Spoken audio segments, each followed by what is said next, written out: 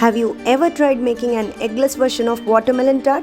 This frozen dessert with fresh watermelons and an extravagant custard construct encased in a fantastic crunchy crust definitely appears to be too fancy, but remember, they are not as difficult as they appear.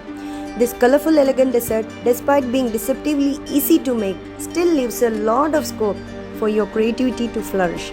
It is best served with a scoop of vanilla ice cream or any other creative topping that you may think of. Without wasting a minute, let's jump straight into the recipe.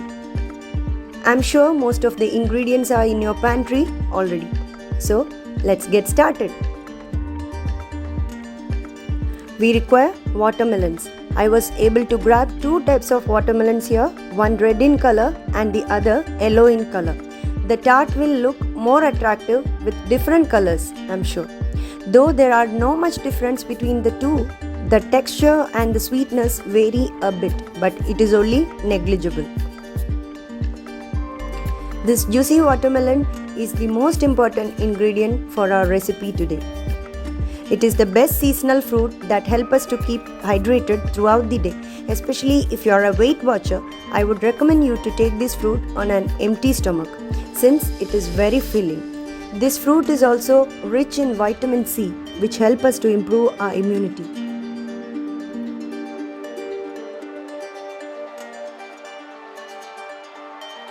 We need to remove the rind, then de-seed the watermelons completely. But do not throw them away. You can make watermelon rind fry or chutney. And using seed, you can make healthy oats and seeds bar. They are simply awesome. The cutting part is over now. Let's have a look at the other ingredients too. Plain flour 2 and 2 by 3 cup. Clarified butter 2 by 3 cup. Custard powder 3 tablespoons. Milk, we need 1 by 4 cup for making the crust and 3 by 4 cup for making the custard. Salt, a pinch.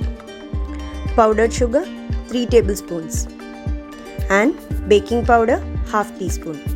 Initially we are going to make the crust as it is the one that takes most of the time. Let us first add plain flour, a pinch of salt, then baking powder and desi ghee into a mixing bowl. We need to stir it well with a wooden spoon for about 8 minutes until we get a mixture resembling fine breadcrumbs. Remember, do not overmix. Now it's time to introduce the milk, but don't be in a hurry. Add it gradually and continue to stir again.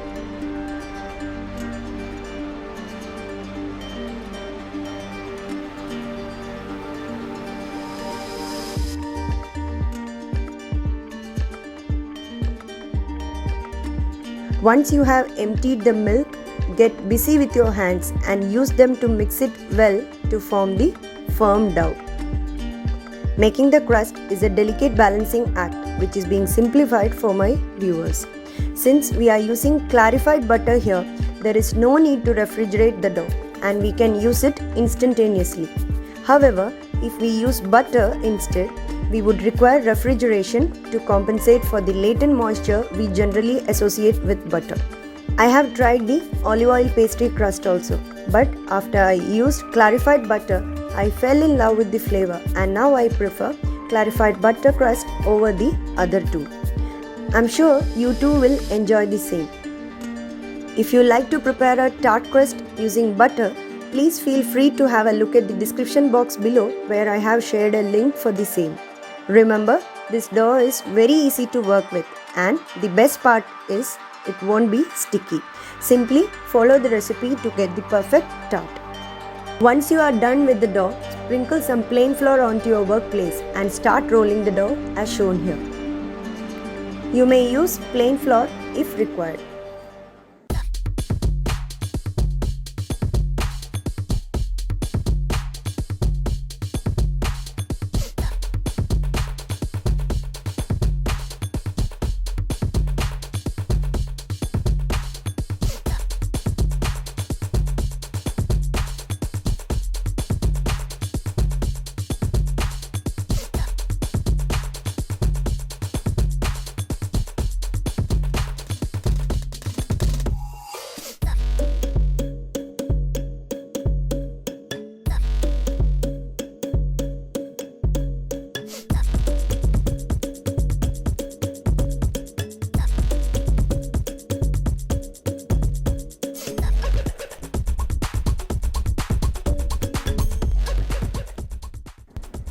After this, roll out the dough again into a 14-inch round around half a centimeter thick and carefully roll it up around the rolling pin.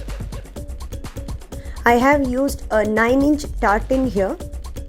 Now that I have finished rolling this, I am going to unroll this and placing the rolled dough gently onto the tartan. We need to fit it into the pan nicely and fix the edges. We can use the back of a spoon or a fork to fix the edges. Remember, we need to prick the base before we start baking the crust. Don't forget to preheat the oven before you bake the crust. Blind bake the crust at 200 degrees Celsius for 25 minutes or until golden brown or when it begins to pull away from the sides of the pan. Allow the crust to cool off completely before unmolding. Meanwhile, let us prepare the custard while we let the crust cool off. In a bowl of milk, add the custard powder and mix well. The milk used should be at room temperature and do not use hot or warm milk. I have used full fat milk here and I recommend you to use the same. Making the custard is a very delicate process. It can actually make or break the dessert. So you need to be very careful as it needs to be flaky yet smooth. So the coagulation has to be attained gradually. Once the two ingredients are combined well, set aside.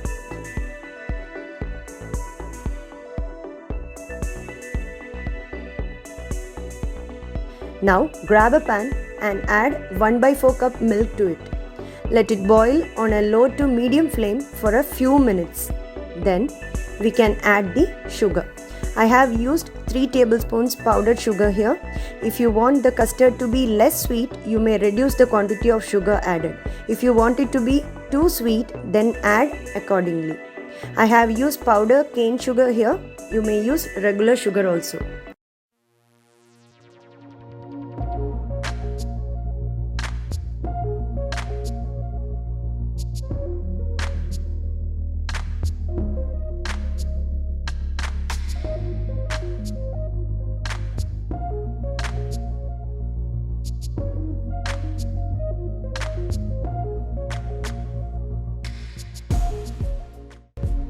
Once dissolved completely, you may add the prepared custard mixture to this. Now onwards, remember to keep the flame on a low and stir continuously. Otherwise, you may burn the custard.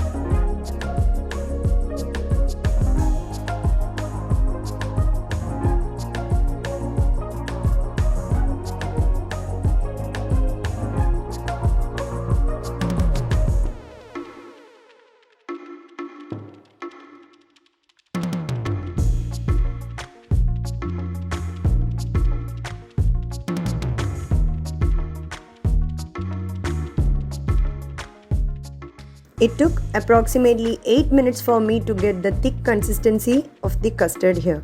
It might vary for you, so do keep a watch. Once the custard reaches a nice and smooth consistency, we are good to go. Grab the prepared custard and pour that into the crust gently. Spread it evenly using a spoon. Remember the thumb rule. Custard should be poured into the cool crust and never do it when it is still hot. Always cool the crust completely before adding the custard.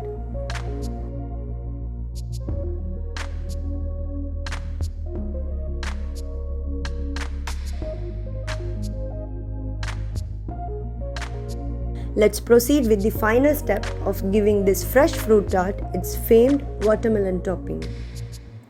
I have used watermelons of 2 different colors here as it looks breathtaking, and I have made a pinwheel pattern by cutting them into small semicircles.